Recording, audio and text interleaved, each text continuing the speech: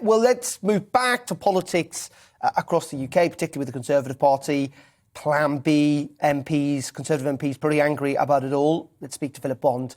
He is a former advisor to David Cameron and director of the Res Publica think tank. Good morning to you, Philip. Thank you very much indeed for joining us. Can we just focus a little bit on this so-called Plan B? A lot of Conservative MPs pretty angry this morning about vaccine passports, about these new rules. They think it's unnecessary. I think Andrew Mitchell suggested that the mood within the Conservative Party was sulphurous. What's your sense of where the view is amongst Conservative MPs? Oh, I think that's the right analysis. I think many I've spoken to are very upset about these Plan B measures. They don't think they're justified given the non-severity, apparently, of the new variant and the fact that hospital admissions don't seem to be rising at a rate that merits these measures. But I think it speaks to a general sense of disquiet in the party. I think sort of rather than repeat the kind of, what we've been discussing kind of ad nauseum for the last few weeks, that the issue of integrity in parties is why in this situation we knew I think it's more a function of the Prime Minister's nature, which people knew when they voted for him. And I think that what they were voting for was hope, was transformation. And one of the virtues of the Prime Minister is he's not a creature of austerity. He's not going to just come in to do the old Thatcherite thing.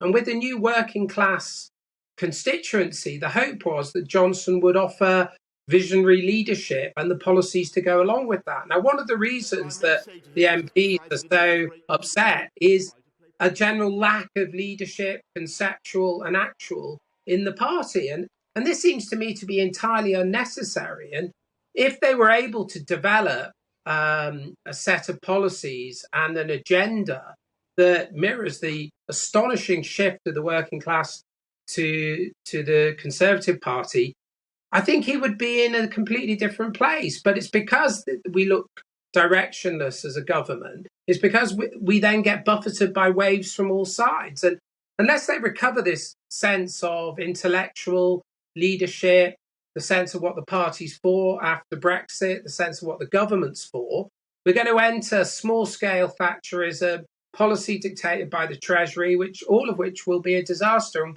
will leave the Prime Minister exposed, I think.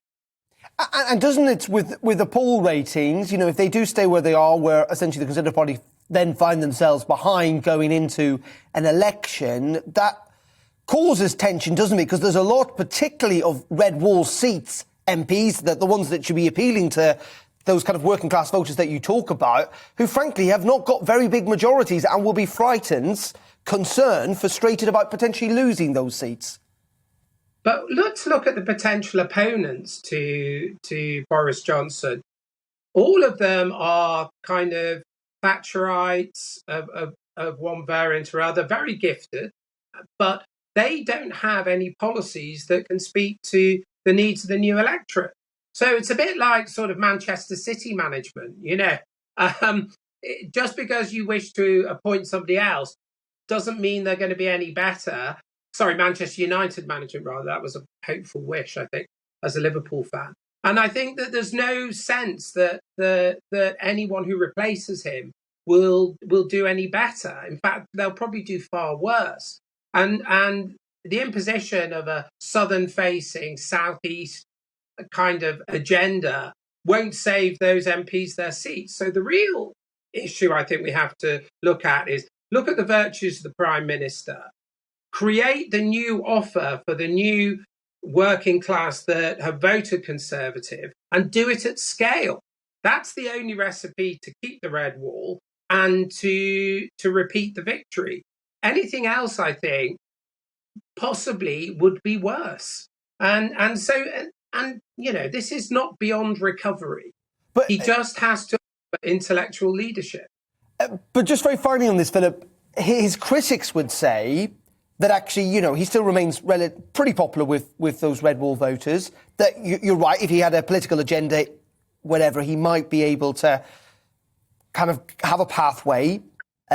He also is someone who, has reinvented himself and is an incredible politician in that way.